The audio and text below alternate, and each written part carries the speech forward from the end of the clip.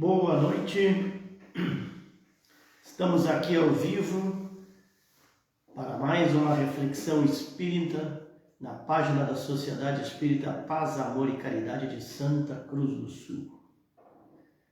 Vamos aguardando os nossos minutinhos, testando tudo por aqui, nosso irmão Ricardo, esperando o pessoal chegar. Um abraço fraterno a todos, muito obrigado a todos.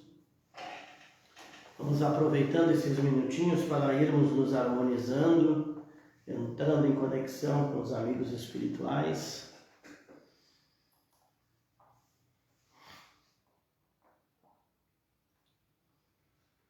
Boa noite, irmãos, amigos da Sociedade Espírita Paz, Amor e Caridade de Santa Cruz do Sul. Hoje, 24 de junho de 2022, sexta-feira, 20 horas, como de costume, dia das nossas lives. Estamos aqui reunidos por meio virtual na página da Sociedade, pelas vias da internet, Facebook, conectados e unidos pelo coração. Obrigado, meus irmãos, pela oportunidade, pelo carinho com que nos recebem em seus lares.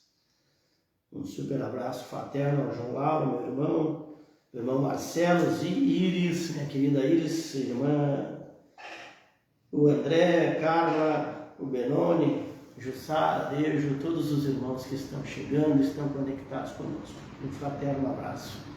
Vamos então à nossa prece inicial. Elevando os nossos pensamentos ao nosso Mestre Jesus, te pedimos, Senhor, que com sua luz envolva-nos em suas vibrações, para bem aproveitarmos essa oportunidade de refletirmos o teu Evangelho, para que possamos compreender os teus ensinamentos e aplicá-los na prática, hoje e sempre que assim seja. Meus queridos irmãos, a nossa reflexão da noite de hoje, vida, desafios e soluções. Joana de Ângeles vai nos dizer nesta obra: o grande desafio da existência humana está na capacidade de explorar esse mundo desconhecido, dele retirando todos os potenciais que possam produzir felicidade e autorrealização. Estás na terra para aprender, resgatar, educar-te. Querida mentora Joana de Ângeles. Vida, desafios e soluções, um velho tema, mas muitíssimo e sempre atual. Este título do livro, psicografado pelo nosso querido irmão Divaldo Franco, da mentora Joana de Ângeles, o volume 8 da série psicológica, foi lançado em 1977.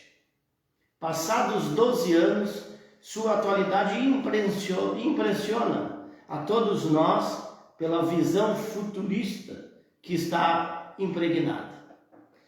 Nenhum dos seus assuntos está superado. Pelo contrário, pareceu-nos mais significativo hoje. Joana de Ângeles, ao prefaciá-lo, faz referência ao milagre da vida, desejando mostrar o quanto a existência deve ser valorizada. Realmente.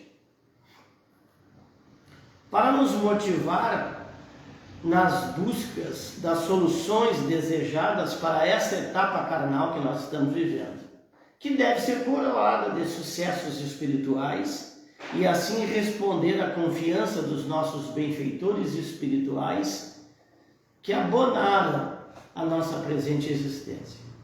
Desafios domésticos, sociais, econômicos, doenças e conflitos desfilam, andam ameaçadores diariamente no painel das nossas atividades rotineiras, é bem verdade.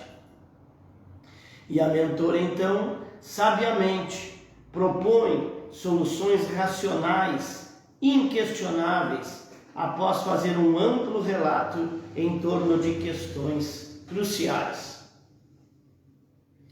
Tipo, o que está ali na obra também o significado do ser existencial, a energia da vida, descobrindo o inconsciente, autodespertamento inadiável e a busca da realidade.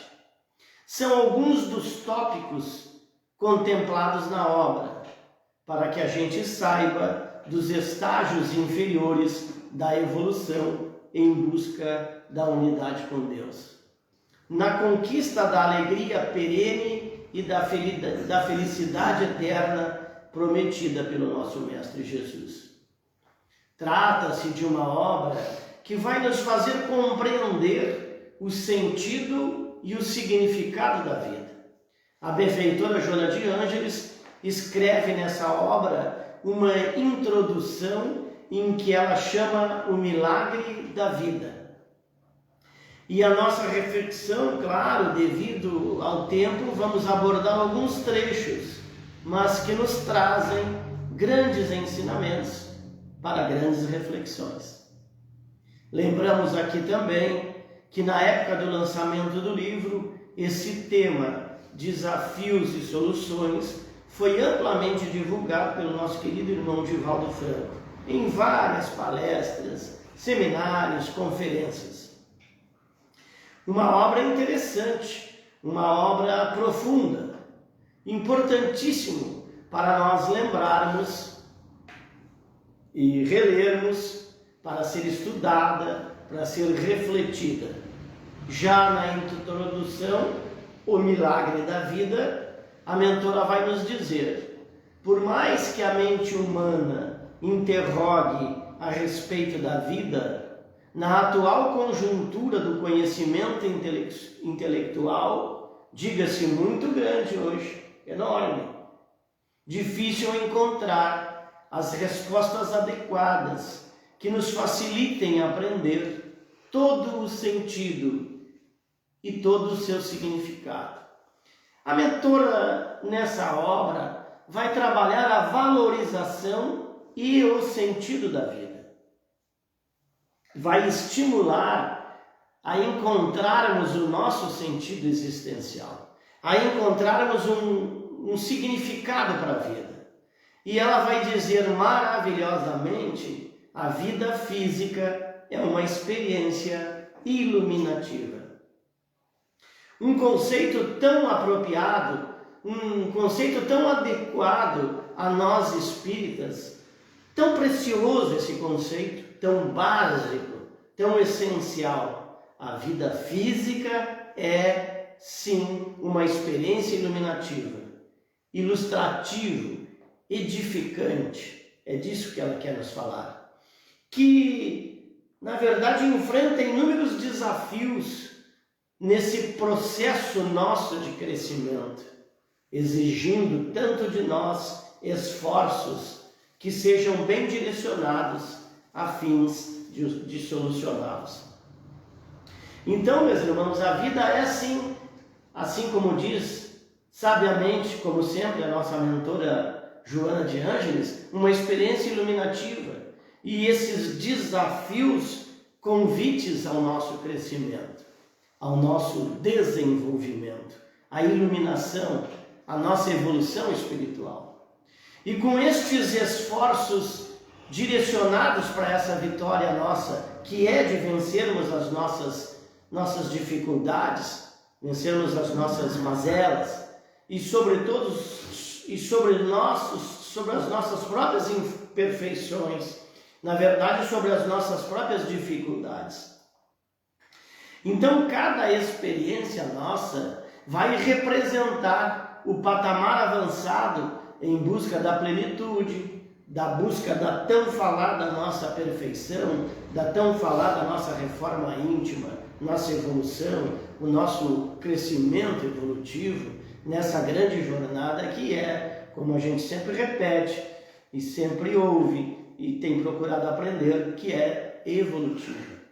Então a vida ela tem sim um significado e a benfeitora vai nos dizer: ninguém se encontra, e isso para nós é apenas uma lembrança, porque já soubemos e já aprendemos tão bem isso, ninguém se encontra encarnado na Terra não tivesse a existência física uma finalidade superior, um objetivo, um significado, um propósito.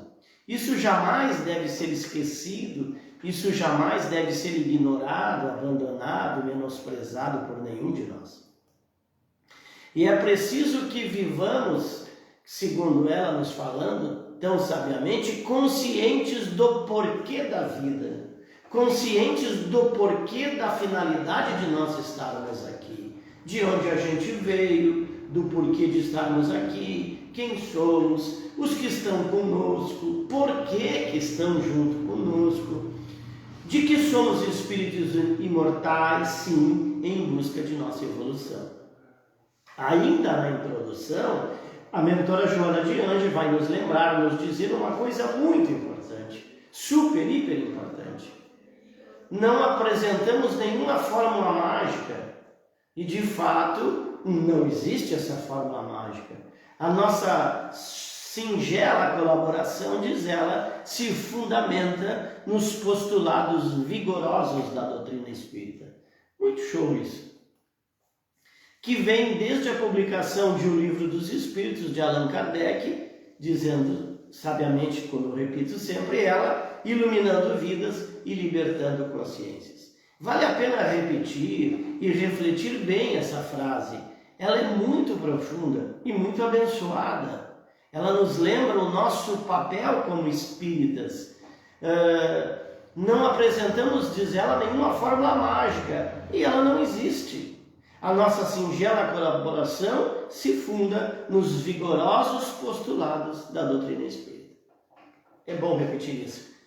Codificada por Allan Kardec desde a publicação do Livro dos Espíritos. Iluminando vidas e libertando consciências. É muito legal isso. Iluminando vidas e libertando consciências.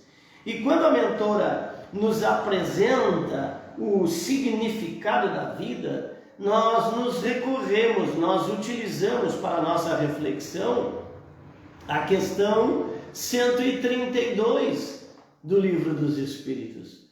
Qual o objetivo da encarnação dos Espíritos? Questão 132 do Livro dos Espíritos. Qual o objetivo da encarnação dos Espíritos? E a resposta é clara. Dizem os Espíritos superiores, Deus lhes impõe a encarnação com o fim de fazê-los chegar à perfeição. Para uns é expiação, para outros é missão. Mas para alcançarem essa perfeição, têm que sofrer todas as vicissitudes da existência corporal. Nisso é que está a expiação. Visa ainda outro fim à encarnação, o de pôr os espíritos em condições de suportar as partes que lhe tocam na obra da criação.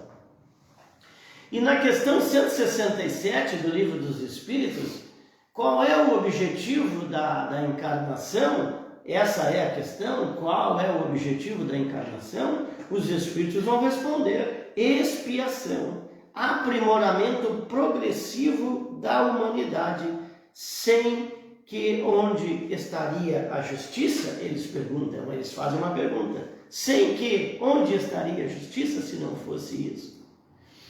E a experiência iluminativa que Jonas está nos dizendo, que vai nos fazer chegar à perfeição. É essa experiência iluminativa que a mentora nos alerta, que vai fazer com que a gente chegue à perfeição.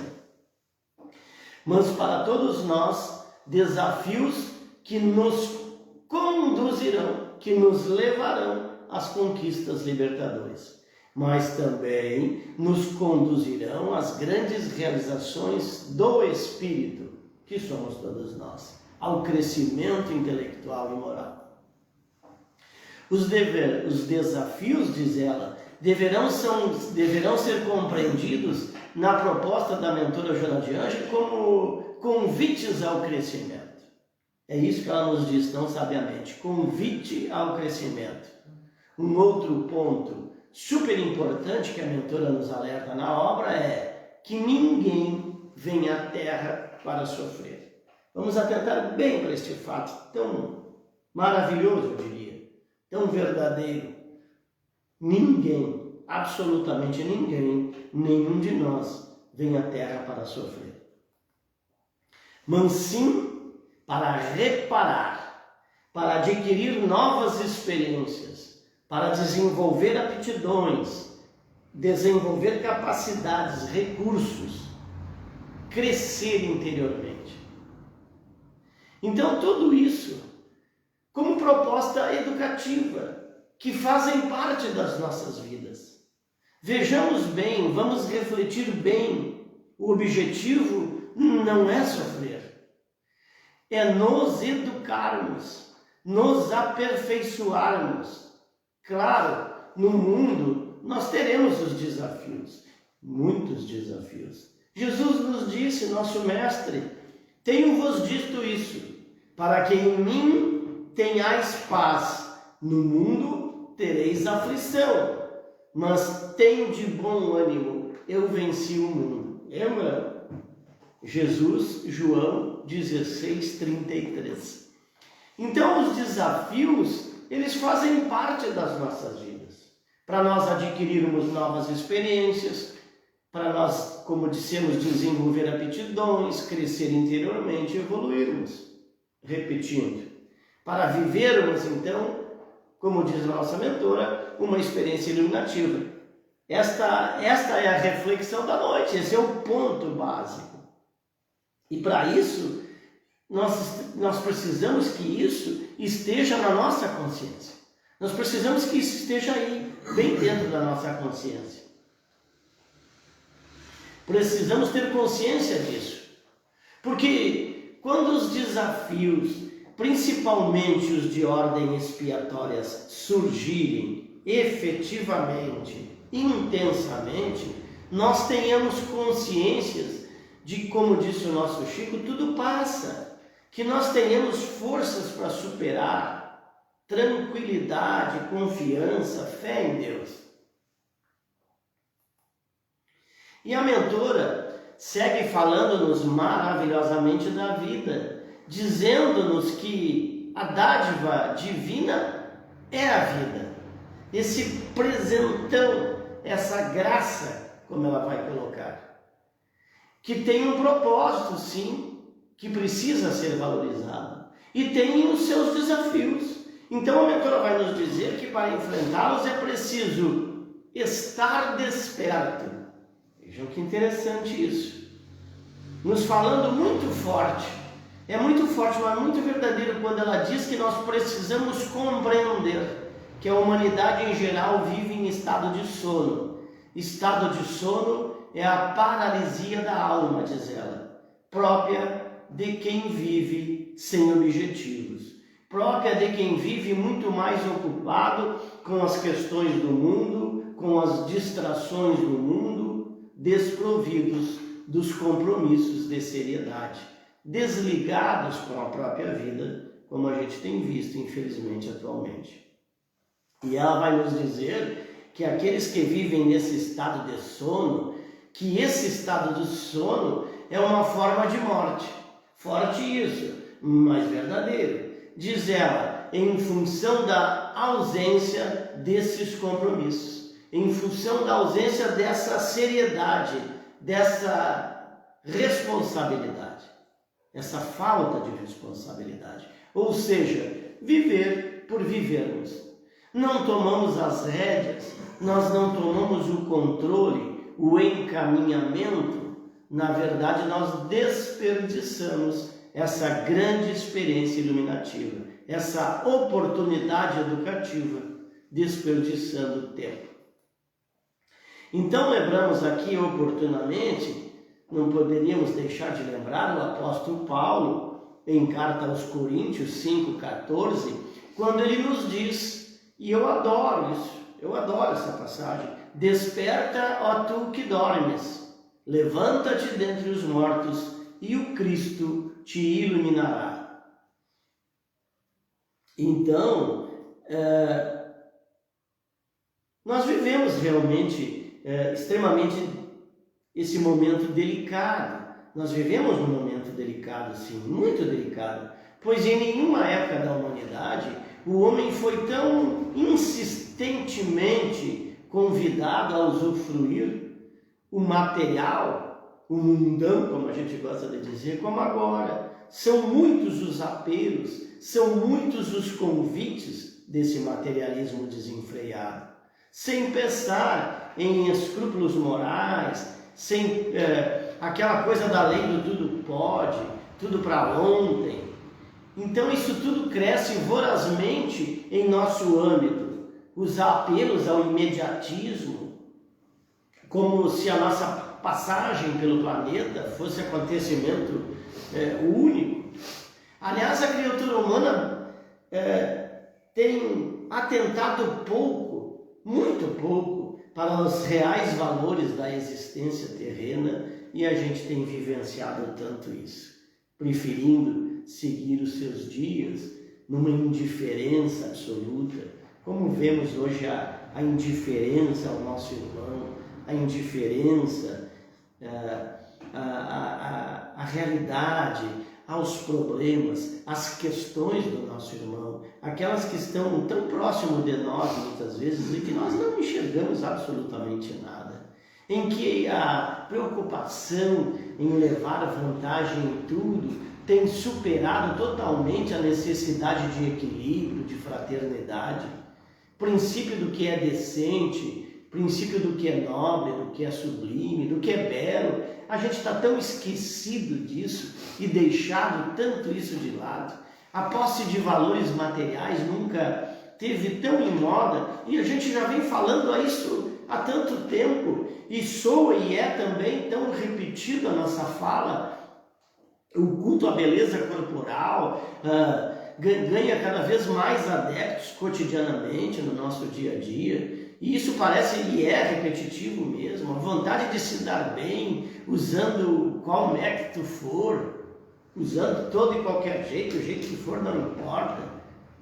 Encontra muita ressonância nos corações, nas mentes desajustadas. O uso promíscuo do sexo é uma realidade inquestionável e tão antigo, e tantas vezes a gente fala isso e tanto a gente repete estas coisas. Caminha, portanto, o homem, como diz a nossa querida Joana, como vai dizer o apóstolo Paulo, caminha o homem dormindo para a sua real e inquestionável finalidade de ser feliz. De forma alguma, e é bom a gente lembrar isso, estamos proibidos de viver confortavelmente, desde que tenhamos adquirido essa comunidade honestamente, essa comodidade, essas facilidades, essas coisas boas, de cuidar do nosso corpo, pois ele é sim a morada do Espírito imortal, então é óbvio que nós temos que cuidar do corpo sim, mas obviamente um zelo na dose certa, um zelo com equilíbrio, desejando conquistar posições, valores e notoriedades dentro de um patamar, sempre que para tal não prejudique ninguém, tudo muito bom, de fazer uso do sexo, mas dentro dos limites razoáveis e da dignidade, tudo aquilo que traz equilíbrio, que é correto, aquilo que excede, aquilo que ultrapassa as raias do equilíbrio, será sempre condenável e danoso e prejudicial a cada um de nós, a todos nós. Trazendo isso aí tudo, esses descontroles todos, eles trazem consigo uma romaria de sofrimento e decepções e dores inerentes aos descuidos que nós praticamos. E é disso que nós estamos vendo muito, é disso que nós estamos refletindo, e é isso que a gente tem visto, infelizmente. E quando Paulo sugere o despertamento aos Efésios, em carta escrita àquele povo, ele deixou sem sombra nem dúvida uma valiosa lição para a humanidade inteira, para todas as épocas, para todos nós. Vale, portanto, para os tempos atuais, sim, vale muito, é muito atual. Os dramas e tragédias estampados no meio social em que vivemos, bem dizem da premente necessidade de nós acordarmos acordarmos as definitivas finalidades da criatura humana. É disso que o Paulo está nos alertando. Em todos os quadrantes do universo, inadiável esforço para superar os seus limites. É disso que ele fala na carta. Saindo da cascadura, né, meus irmãos? Essa cascadura que nós estamos vestidos e imbuídos e, sei lá, dentro dela, do egoísmo e do orgulho. Eita cascadura é essa? E é a chaga da humanidade. Está lá no livro dos Espíritos. O egoísmo e orgulho. E é o que tem nos derrotado, e é o que tem nos colocado para baixo, e é o que tem nos travado a nossa evolução. E aí ele fala para vislumbrarmos essa imperiosa necessidade de conquistar valores espirituais definitivos e eternos. Então, saindo disso, para nós chegarmos a estas conquistas, a estes valores que nós tanto temos lutado, tanto temos refletido, pois que as realizações e conquistas pertencentes ao corpo são efêmeras e passageiras, e a do Espírito a gente leva conosco, como a gente tanto tem repetido. Quase sempre deixados, né, gente, essas loucuragens todas, como a gente fala, quase sempre deixando as marcas do vazio do tempo perdido, né? Então, como diz Paulo, vivamos no mundo, mas procurando espiritualizar cada ação, espiritualizar cada ato, cada comportamento. O gozo material e a beleza física e a sexualidade têm suas valiosas funções, como nós dissemos, quando bem exercidas, e não vamos esquecer disso, nos padrões do equilíbrio. Mas elas abrem portas, muitas portas, para enormes sofrimentos quando passam a ser prioridade em nossas vidas. E é isso que a gente tem visto e, infelizmente, é isso que a gente tem vivenciado. Portanto, a mensagem de Paulo, valiosa para todos os nossos dias, ela deve sim ser meditada, refletida, analisada, estudada muito, sempre, para que tenhamos a certeza de que nós estamos vivendo dignamente, pensando no hoje, sem esquecer, evidentemente, o amanhã. Desperta tu que dormes, quer nos dizer, abra os olhos, meu irmão, e vê o que é real e não o que é ilusório, o que é fantasioso. Levanta-te dentre os mortos, isto é, sai da procissão daqueles que nada querem de útil e definitivo. É disso que ele está falando. E ele vai dizer, o Cristo te iluminará, significa dizer, colherás do que plantou. E Jesus sempre trabalhou em favor daqueles que se esforçam para crescer moralmente. Na vida terrena, muitas vezes, podemos muito, mas será preciso perguntar se esse muito nos convém. Reflitamos isso. Então, gente, reflitamos isso. Tudo é lícito. Tudo nos é lícito. Continuando Paulo, né, para nós terminarmos. Tudo nos é lícito, mas nos convém? Vamos refletir isso. Essa é a reflexão da noite. Com o nosso muito obrigado. E eu queria encerrar com um pensamento que está no livro da nossa querida Joana de Ângeles, com uma recomendação, na verdade, na mentora, quando ela nos diz, acalma as ânsias do teu coração. O que ainda não alcançastes está a caminho. Não sofra de vésperas, encarregando-te e estragando-te e te levando a estados deprimentes por ausências que certamente não fazem falta. Que assim seja, meus irmãos. Vamos à nossa prece final. Uma boa noite a todos. O nosso muito obrigado. Conceda-me, Senhor, a serenidade necessária para aceitar as coisas que não posso modificar, coragem para modificar aquelas que posso e sabedoria para distinguir uma das outras. Que possamos, Senhor, ser mais humildes, caridosos e amorosos, seguindo o teu exemplo e o teu evangelho, hoje e sempre, que assim seja.